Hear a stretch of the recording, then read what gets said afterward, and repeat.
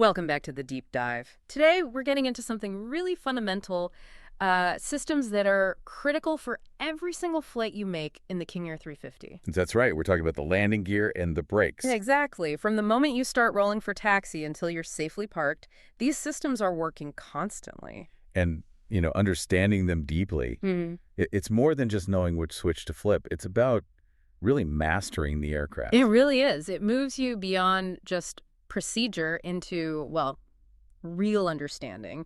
Makes you a better, safer pilot, no doubt. Absolutely. Whether you're, prepping for a check ride, flying complex missions, or just curious, getting into the weeds on this stuff is invaluable. So our goal for this deep dive is pretty clear. We want to give you a solid, pilot-focused study guide. Right. We'll cover the normal ops for the gear and brakes, then get into the abnormal and emergency procedures, which are crucial. And we won't forget the pre-flight checks and the operating limitations. Got to cover those too. Definitely. So the plan is, first, normal landing gear operations components sequence the works. Okay. Then we'll tackle the abnormal and emergency side of the gear safety system's manual extension, that kind of thing. Makes sense. After that, we shift focus to the brakes.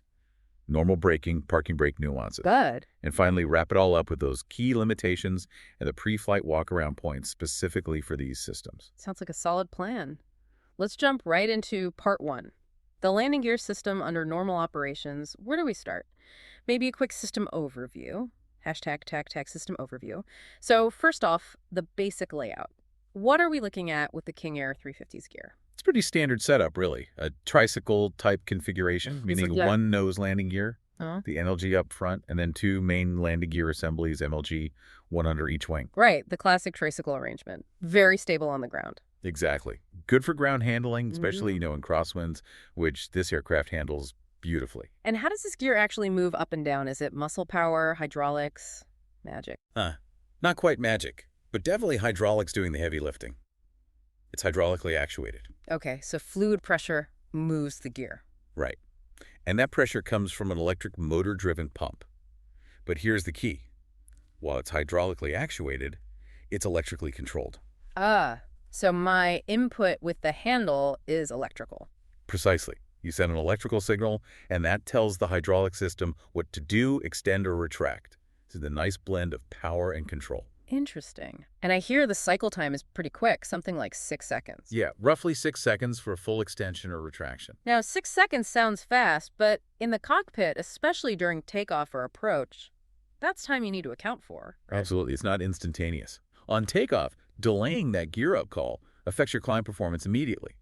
Think obstacle clearance. Good point. And on approach, you can't just drop it at the last second. You need to factor that 6 seconds into your energy management, your descent profile. Get configured early. So always be ahead of the aircraft. Standard procedure. Always. That 6 seconds reinforces it. Okay, so once the gear is up or once it's down, how is it held in place? It's different for each position. Yeah. Designed for safety. When the gear is retracted, so in the up position, it's held there by continuous hydraulic system pressure. The system keeps pressure on to hold it snug in the wells. Okay, hydraulic pressure holds it up. Okay. What about down for landing? That's where the mechanical locks come in. When the gear is fully extended, it is mechanically locked down. So not relying on hydraulics for landing. That sounds safer. Much safer. It means even if you lost all hydraulic pressure with the gear down, it stays locked. Yeah. Rock solid for touchdown and rollout. That's a critical safety feature. Definitely critical. And this hydraulic power pack, the source of all this pressure, where does it live on the aircraft? It's tucked away in the left inboard wing leading edge section. Left wing, inboard leading edge. Okay. Just forward of the auxiliary fuel tank.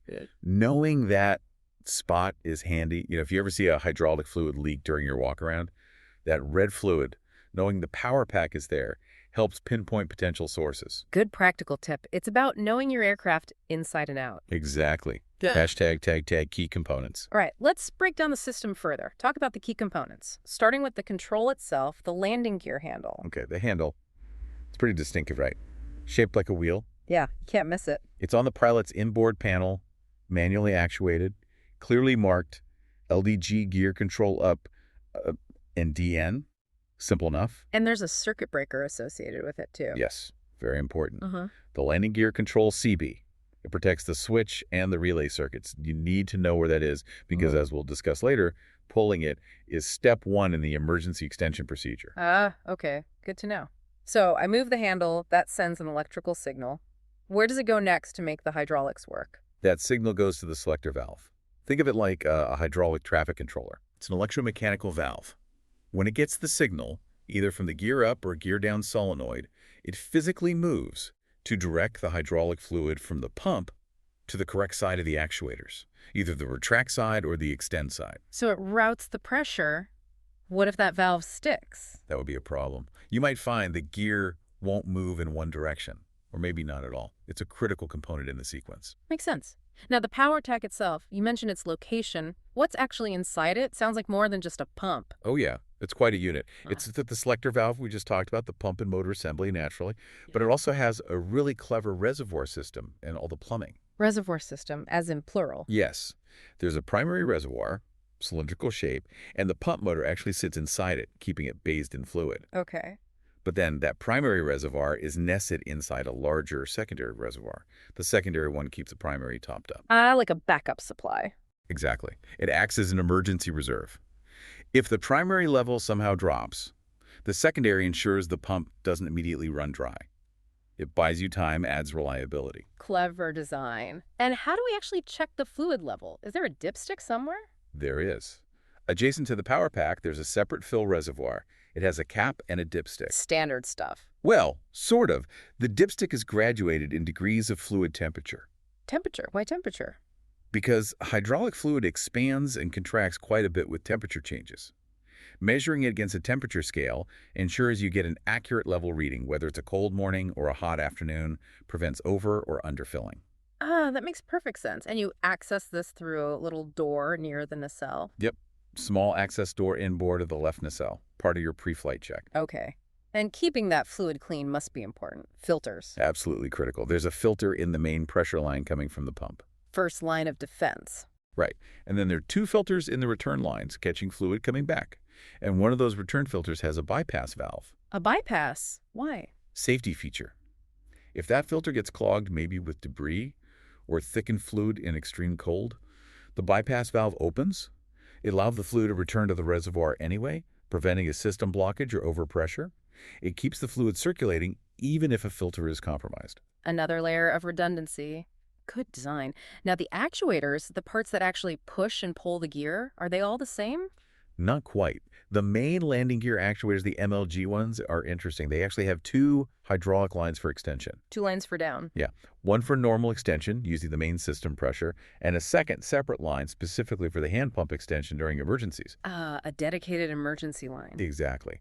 And then just a single line for retraction. Right. But the nose gear actuator, the NLG one, has a unique feature. Oh, yeah? What's that? To retract it, you actually need to apply between 200 and 400 psi just to unlock its internal mechanical downlock.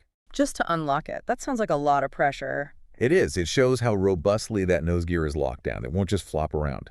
It needs that initial hydraulic kick just to release the lock before it can even start retracting. Important if you ever had partial hydraulics. Definitely. Okay, so once the gear is retracted, how do the uplocks keep it stowed away securely? The uplocks rely on that continuous hydraulic pressure we mentioned. There's a specific component, the uplock pressure switch, that manages this. How does it work? It does two key things. First, when the pressure builds up to about 2,775 psi, meaning the gear is securely up, the switch opens the landing gear relay and cuts power to the pump motor. Saves wear and tear, saves energy. Makes sense. And the second thing? Equally important.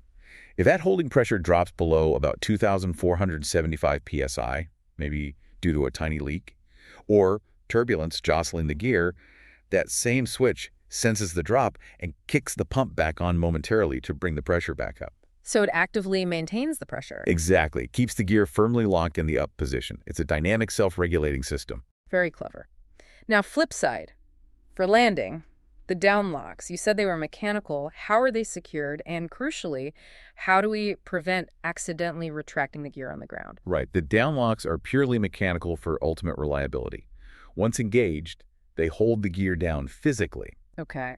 To prevent that nightmare scenario of retracting on the ground, there's a safety interlock, a solenoid-operated downlock hook.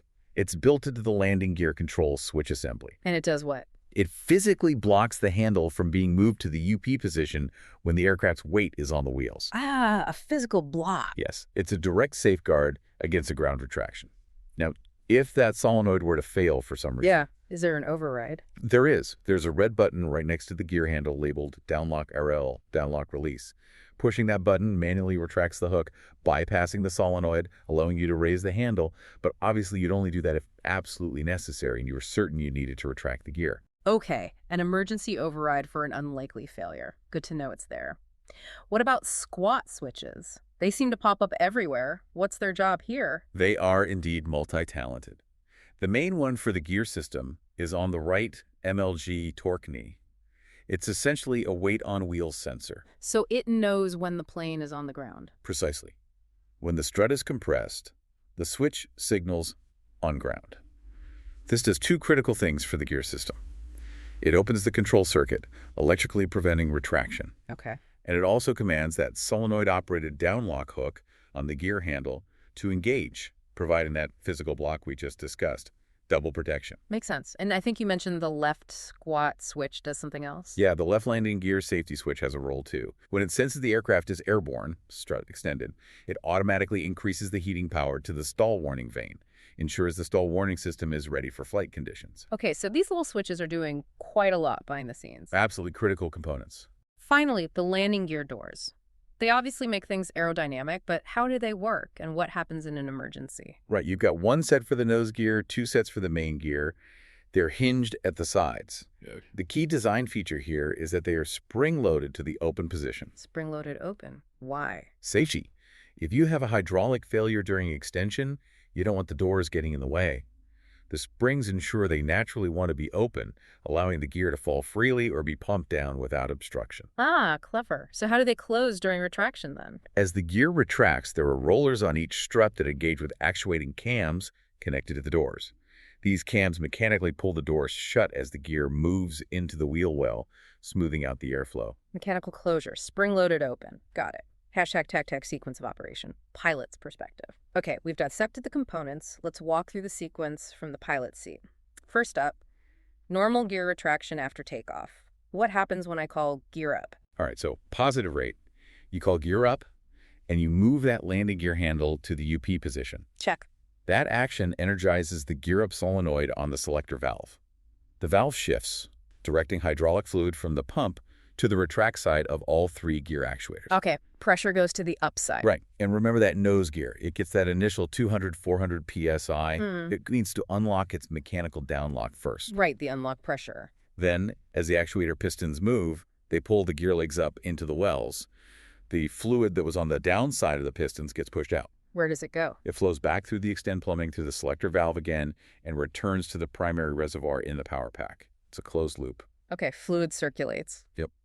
Once the gear is fully retracted and hits the uplocks, it's held there by that continuous hydraulic pressure.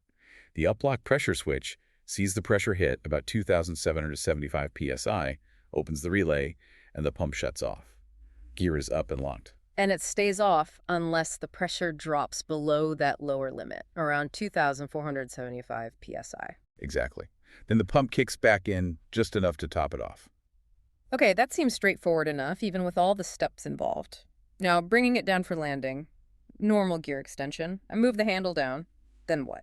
Moving the handle to DN completes an electrical circuit. It goes from the handle through a time delay PCB, a printed circuit board. A time delay. Why? Likely just to manage the electrical sequencing smoothly, prevent surges. But importantly, that circuit also passes through the downlock switches on both the nose gear and the main gear actuators. Ah, like a confirmation? Sort of an interlock. It checks that the system is ready for extension, that the locks aren't somehow still engaged. Safety check. Got it. Once the circuit is complete, the gear down solenoid on the selector valve energizes. The valve directs fluid to the extend side of the actuators. Pushing the gear down and out? Right. The gear swings down, and once it reaches the fully extended position, those mechanical downlocks engage with a solid clunk. You're mechanically locked, ready for landing, independent of hydraulic pressure at that point. Hashtag tag cockpit indications. So after all that hydraulic ballet, what tells me, the pilot, that everything worked? What's the confirmation for gear down and locked? The gold standard. 3 green annunciator lights. 3 greens, 1 for each gear. Exactly. Nose, left main, right main. When you see those 3 solid green lights, that's your confirmation that each gear is fully down and crucially mechanically locked.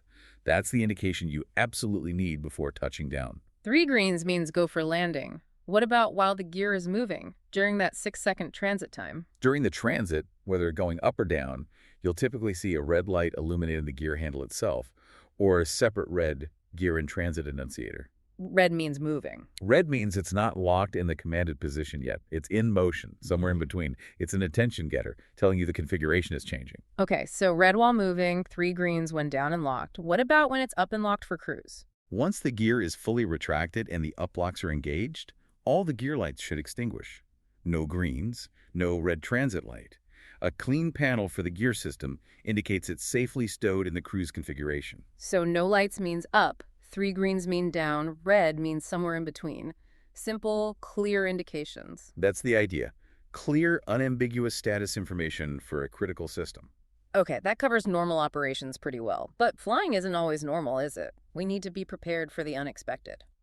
Let's move into part 2. Landing gear abnormal and emergency operations. #tag safety systems. Let's start with those built-in safety features. You mentioned the landing gear handle lock earlier. Can you elaborate on how that works again? It sounds really important for ground safety. It is incredibly important. It's that solenoid-operated hook integrated with the handle. Its sole job is to physically prevent you from lifting that handle to the UP position when the aircraft's weight is on the wheels when the squat switch is compressed. So it physically stops you making a potentially catastrophic mistake on the ground? Precisely. It automatically unlocks when the squat switch extends after takeoff, freeing the handle for retraction. It's a simple, mechanical safeguard against a very serious human error. Okay, that's a great passive safety feature. What about active warnings? If I'm approaching to land and somehow forgot the gear. That's where the gear warning system comes in, and it's designed to be impossible to ignore. How so? It's an oral warning, a loud horn or voice alert, depending on the specific aircraft configuration, shouting, "Gear up, P!" Similar. It activates under specific conditions where you should have the gear down but don't. Like low power setting on approach. Exactly. Typically, if the power levers are retarded below a certain threshold, suggesting you're preparing to land, or if the flaps are extended beyond the approach setting and the gear handle is still in the UP position, that horn is going to sound off. Designed to cut through task saturation. Absolutely. And you verify it works during pre-flight with a stall and landing gear warning test switch. You want to hear that warning during the test, not discover it's silent when you actually need it. Makes sense. And there was another annunciator related to lights. Yeah, the LDG Tax Eye Lights Caution Annunciator. It's triggered by the nose gear uplock switch. So if the nose gear is up and locked, but the landing or taxi lights are still on, this light comes on as a reminder. Just a reminder to turn them off. Yeah, basically. Prevents potential overheating of the lights if left unretracted. Saves bulb life, reduces unnecessary electrical load. Just good airmanship to turn them off once the gear is stowed. #tag emergency extension. Okay, now for the scenario every pilot trains for but hopes never to face. The normal gear extension fails. What's the purpose of the emergency system? And crucially, how do we execute that emergency extension procedure? The purpose is simple. It's your backup plan. It provides a manual way to get the gear down and locked if the normal hydraulic system fails.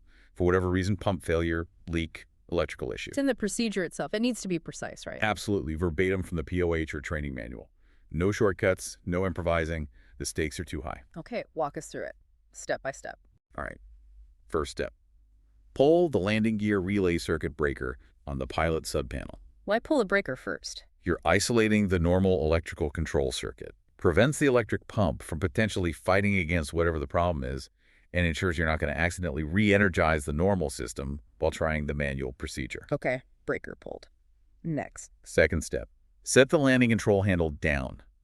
Even though the normal system isn't working electrically, moving the handle physically positions the selector valve to the extend position, aligning the hydraulic pathways for the manual pumping you're about to do. Makes sense. Handle down, now the hard part. Now the manual labor. Third step.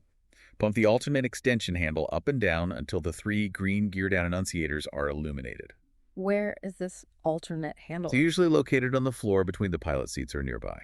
You engage it and start pumping. It's connected to a manual hand pump. You pump and pump and pump. Could take quite a few strokes, maybe 50 or more, depending on the aircraft. Okay, keep pumping until you see those 3 beautiful green lights confirming down and locked. No, you mentioned a critical technique point during pumping. Yes, very important detail.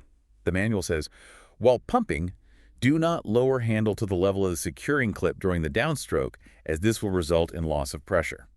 Meaning don't go all the way down with the handle on each stroke. Exactly. If you lower it too far, past a certain point near the stowage clip, you essentially break the hydraulic seal for that stroke, losing the pressure you just built. You need shorter, consistent strokes, always maintaining positive pressure. Think of it like pumping up a tire with a leaky pump. Full strokes might not work as well. Crucial technique point. Okay, so I've pumped, avoided the full downstroke, and I see 3 greens. Now what? Fifth step.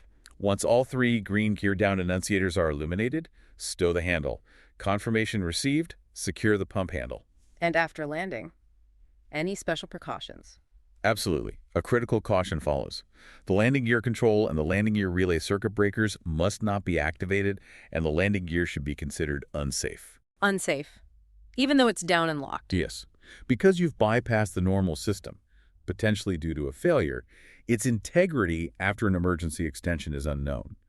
You must not try to retract it using the normal system. Treat it gently on the ground, avoid sharp turns if possible, and get maintenance to inspect it thoroughly before the next flight. You landed safely, now let the experts figure out what went wrong. That's a very clear procedure and crucial follow-up. What specific components make this emergency system work? You mentioned the handle and the hand pump. Right. The key is that alternate extension handle activating the separate hand pump. It completely bypasses the electric pump. And remember those MLG actuators. They have that dedicated hand pump extend hydraulic line we talked about earlier. That provides a direct independent path for the fluid from the hand pump to the main gear actuators. A very robust backup design. Hashtag tagged associated enunciators. Now, related warnings, what about the HYD fluid low enunciator? If that comes on in flight, what's the game plan? Seeing HYD fluid low is a serious flag. It means the hydraulic reservoir level is dangerously low, likely due to a leak. So, immediate emergency extension. Not necessarily the first step. The recommended procedure, if it illuminates in flight, is to first attempt a normal gear extension when you get to your destination, or a suitable alternate. Why try normal first if the fluid is low? There might still be enough fluid and pressure remaining for one normal cycle. You want to try the primary system first if possible. However, Yes. if that normal extension attempt fails after seeing the HYD fluid low light, then you immediately proceed to the emergency manual extension procedure without delay. The enunciator was your heads up that the manual extension might be needed. Okay, normal first, manual if normal fails after low fluid warning. Got it. And you mentioned the door unlocked enunciator earlier in the context of general safety. Just to reiterate, what does that cover? Right, the red door unlocked warning. It illuminates if any of the main cabin or cargo door microswitches aren't indicating closed and locked, assuming you have power on the aircraft. It's primarily for cabin security before flight. So, not directly tied to the gear hydraulics, but part of the overall secure aircraft checks. Exactly. It's another critical configuration check to ensure the aircraft is buttoned up and ready before you taxi or take off. You wouldn't want a door popping open.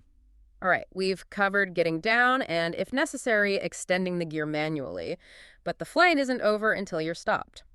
Let's shift gears, so to speak, and focus on part 3. The brake system. Hashtag tag system overview.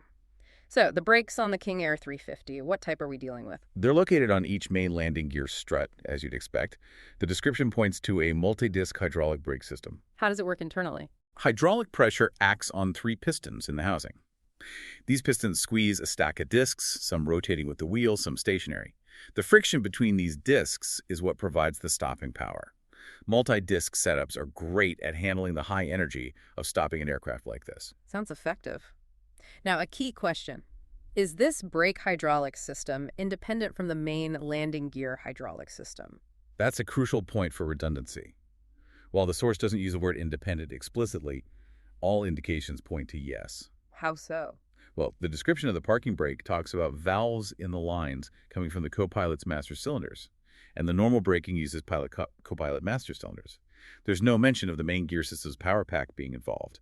This strongly implies a separate, self-contained hydraulic circuit for the brakes. Which is great news for safety. A gear hydraulic issue won't take out your brakes, and vice versa. Exactly. That separation is a fundamental safety design principle. Hashtag tag normal operations. So for everyday braking, taxiing, landing, rollout, how does the pilot initiate that? It's done using the toe brakes, the top portions of the rudder pedals. Pilot or co-pilot? Either pilot or co-pilot can apply them.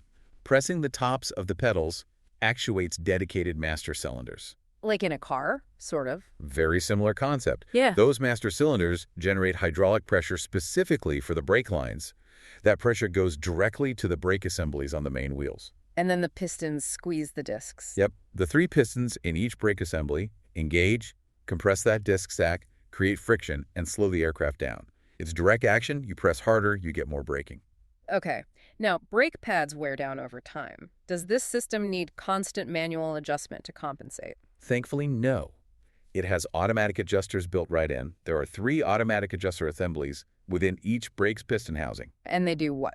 They automatically maintain the correct clearance between the pads and discs as the linings wear down. This ensures you get consistent brake feel and performance throughout the life of the pads without needing frequent manual adjustments. It simplifies maintenance and improves reliability. Hashtag parking brake.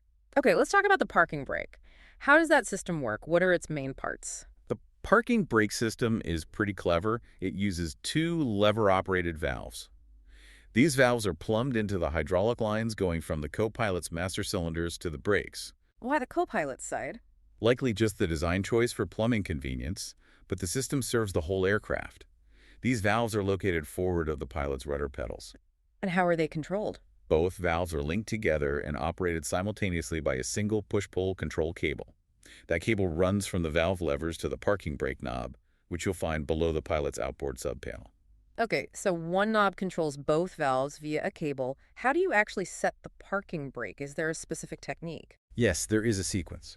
First, you need to press down firmly on the brake pedals, the toe brakes. Build up pressure first. Exactly.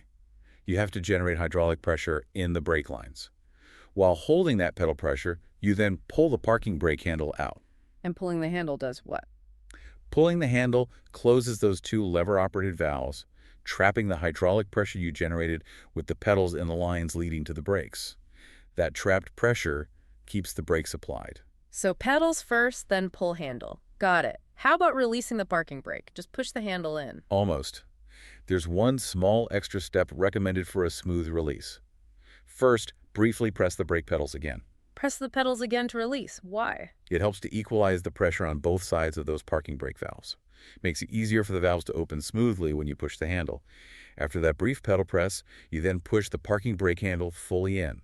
This opens the valves, releases the trapped pressure, and the brakes disengage. Okay, brief pedal press, then push handle in. Simple enough. Are there any specific cautions for using the parking brake, especially overnight or after heavy braking? Yes, definitely. 2 key cautions. First, avoid setting the parking brake immediately after heavy or severe braking when the brakes are very hot. Why is that? Warping. Could cause warping, yeah. Clamping hot brakes can lead to uneven cooling and potential damage to the discs or pads. Let them cool down a bit first, if possible. Makes sense. What's the second caution? This one's critical in certain climates.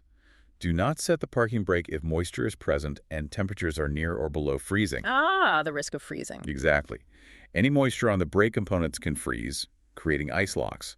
This could damage the brakes when you try to move, or simply prevent the brakes from releasing at all when you want to taxi. In those conditions, cold and wet using wheel chocks is the much safer option. Excellent point. Chocks over parking brake in freezing moisture. All right, great information on the brakes. We understand how they work, how to use them, and what to watch out for. Now let's bring it all together in part 4. Key limitations and pre-flight considerations. This is where we connect the system knowledge to practical flight operations. Hashtag operating limitations. Let's talk V-speeds. Are there specific maximum speeds defined for operating the landing gear like a VLE or VLO? That's a really important question. Interestingly, the source material we're referencing for this deep dive provides a lot of e-speeds, VMCA, VMO, VR, VREF, etc. But it doesn't explicitly list VLE, the maximum landing gear extended speed, or VLO, the maximum landing gear operating speed. So they aren't defined. Oh, they almost certainly are defined, Yeah. but they aren't in this specific extract or manual section we're looking at.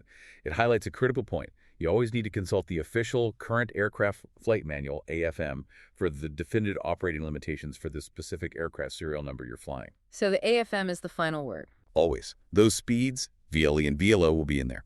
VLO is the max speed for actually moving the gear handle, extending or retracting.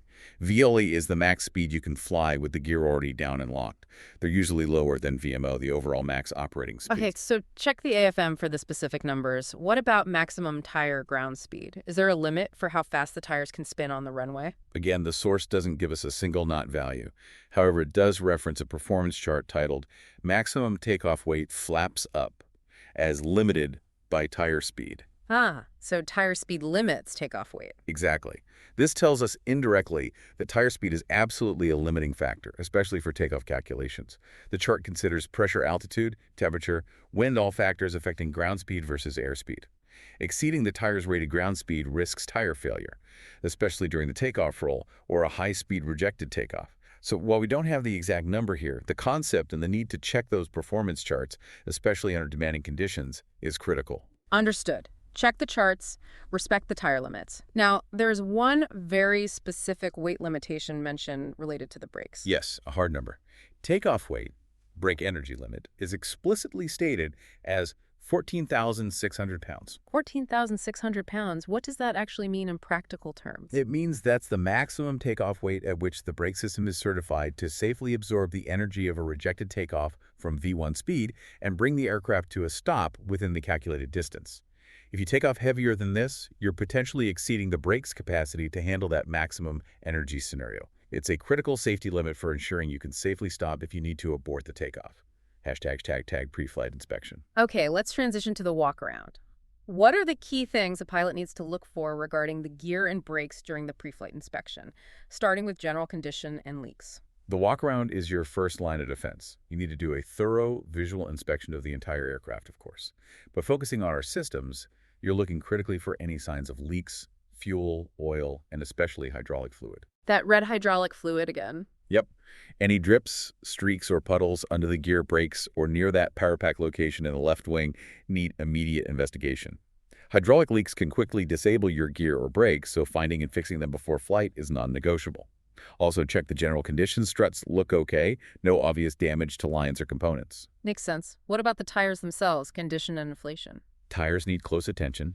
Visually inspect each one for cuts, bulges, flat spots, embedded objects, excessive or uneven wear, anything that looks suspect. And the pressure. You gave numbers earlier. Right, precision is key here. Main gear tires, 80 to 87 psi unloaded, 88 to 92 psi loaded.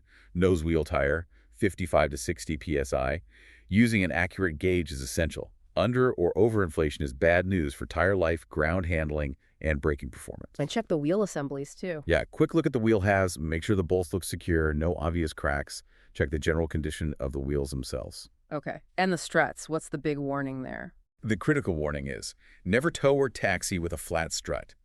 Even brief movement on a deflated strut can cause significant damage to the strut itself, the gear assembly, or even the airframe structure where it attaches.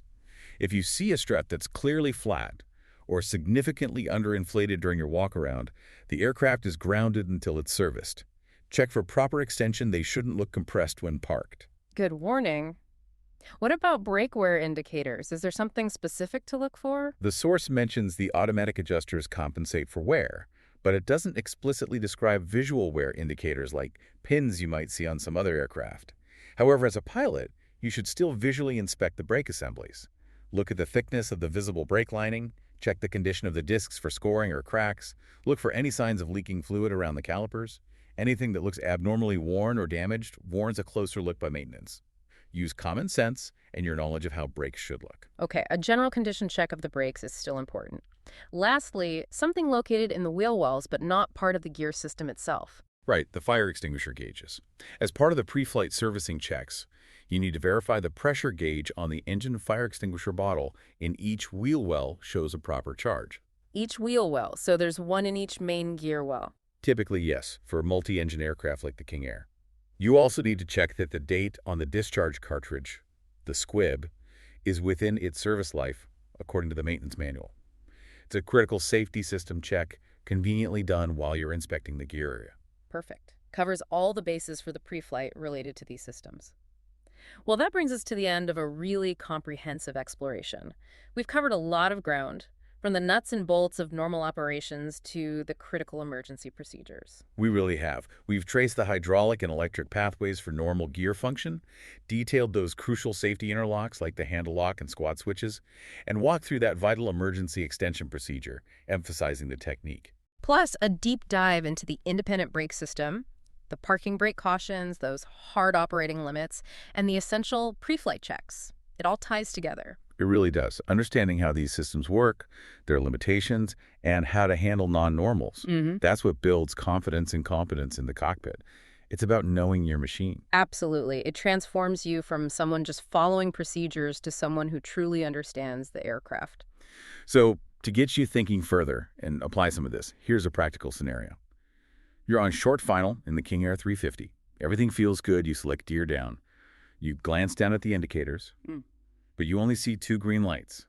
The third one remains dark.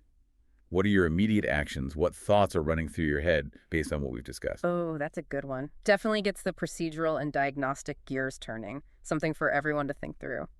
And speaking of moving forward, what's next on our deep dive agenda? Well, having covered the systems that connect us to the ground, perhaps next time we should delve into the system that powers almost everything else. The electrical system. Ah, the heart of it all, really. Sounds like another essential deep dive. Looking forward to it. Me too. All right, that wraps up this session. Thanks for joining us on the deep dive. Fly safe out there.